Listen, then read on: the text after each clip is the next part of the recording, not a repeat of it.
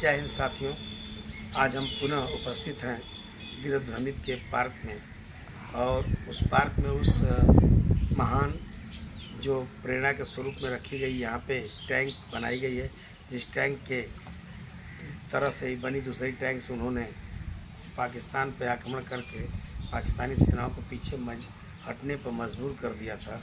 उसी टैंक के सामने हम खड़े हैं, जो एक प्रतीक के रूप में यहाँ पर दर्शाई गई है, बनाई गई है, रखी गई है।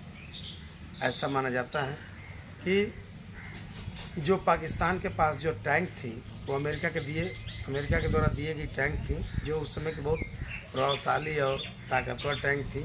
भारत के पास उस समय इतने मजबूत असलहे और हथियार नहीं थे, न टैंकें थी। लेकिन जब 1965 की लड़ाई में वीर अब्दुल हमीद को पाकिस्तान के खिलाफ भारतीय सेना द्वारा जब मोर्चा संभालने के लिए कहा जाता है, तो वीर अब्दुल हमीद ने अपनी इसी प्रकार के जीप पर लदी टैंक को लाद करके, जो पाइप जैसे बना हुआ है, और उस तोप को लाद करके एक गन्ने के खेत में ले आते हैं। और खेत में गन्ने की आड़ से ले करके ओट ले करके, मतलब किनारे पे खड़ा करके, और पाकिस्तानी सेना पर हमला कर देते हैं। अपनी इस हमले से अमेरिका के 3 पाकिस्तानी टैंकों को नष्ट किया।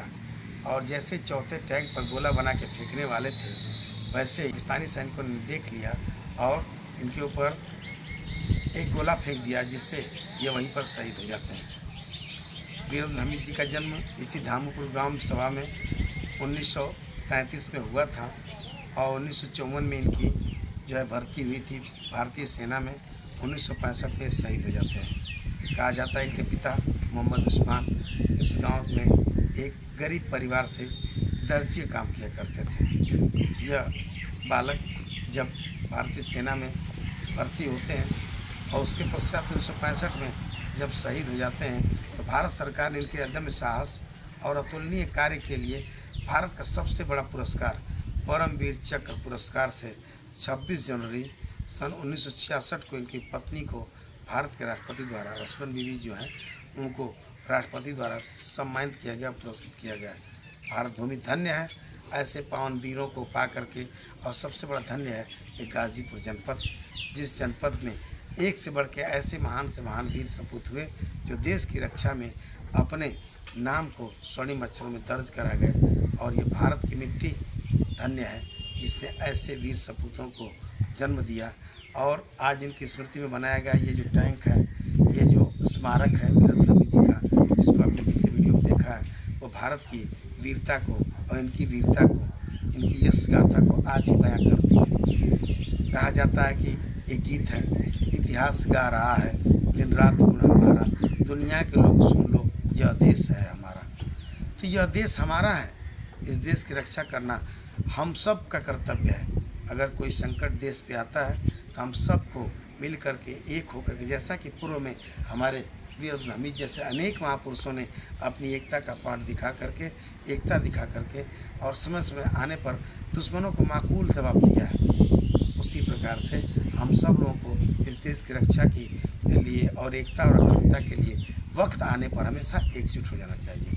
और आने वाली पीढ़ियों को इस पावन और पुण्य भूमि को हमेशा दर्शन करने के लिए प्रेरित करना चाहिए, क्योंकि इस ऐसी मातृभूमि पर आने पर, ऐसे स्थलों पर जाने पर बच्चों के मन के अंदर देश प्रेम की भावना का विकास होता है। बच्चे देश के प्रति अपने कर्तव्य को समझते हैं। वीरों के वीरता से, उनके पराक्रम से प्रेरणा लेकर के अपने जीवन में यश और कीर्ति के साथ साथ देश के प्रति वीरता का भाव करता है। हम जानते हैं महाराज छत्रपति शिवाजी महाराज के बारे में भी, अनेक ऐसे वीरों के बारे में हम जानते हैं जो बचपन से वीरों की कहानियाँ सुना करते थे। जिनकी माताएं गुरु वीरों कहानियाँ सुनाया करते थे। हमारा भी परम कर्तव्य बनता है कि आने वाली वीडियो को मोबाइल से और इंटरटेनमेंट से, कार्टून से, और जो को दिन भर मोबाइल लेकर के खाना खिलाने से, मोबाइल रो रहे हैं तो मोबाइल लेकर के बजाने से अपने कर्तव्य से विमुख हो रहे हैं। हमें बच्चों का अगर मनोरंजन करना है तो हमें बोला था कि पिछले में एक शेर लिखा है कि शहीदों की चिताओं पर लगेंगे हर वर्ष मेले, वतन पे मरने वालों की बाकी यही निशान होंगे। तो हमें इन शहीदों की चिताओं पे उनके वर्ष में लगने वाले जो मेले हैं, जो उनकी याद में लगते हैं, एक बार हमें जा करके वहाँ उनके जीवन से जरूर प्रेरणा लेना चाहिए। अपनी पीढ़ियों को, आने वाली जनरेशन को, और आज के जो बालक हैं जो शिक्षा दीक्षा ले रहे हैं, जो केवल मोबाइल, कंप्यूटर, लैपटॉप में लगे हुए हैं, उनको देशभक्ति की भावना से ओत-प्रोत करने के लिए ऐसे ऐसे महान जो हमारे देश के क्रांतिकारी हैं, जो योद्धा हैं, ऐसी उनकी भूमि का दर्शन करना चाहिए जिन जगह पर उनकी यश गाथाएँ लिखी गई हैं। और इसी के साथ साथ मैं आप सभी लोगों से अपील करता हूँ कि आप कम से कम एक बार इस मातृभूमि पर जो लोग नहीं आए आकर के वीर भ्रमित के पार्क को जरूर देखें। और उनके द्वारा रची गई जो इतिहास है, कहानियाँ, उनकी छोटा सा स्वरूप यहाँ प्रस्तुत किया गया है, उसको आप देख करके अपने आप को धन्य, पावन और पवित्र समझें। इसी के साथ साथ मैं वाणी को विराम देता हूँ। जय हिंद, जय भारत।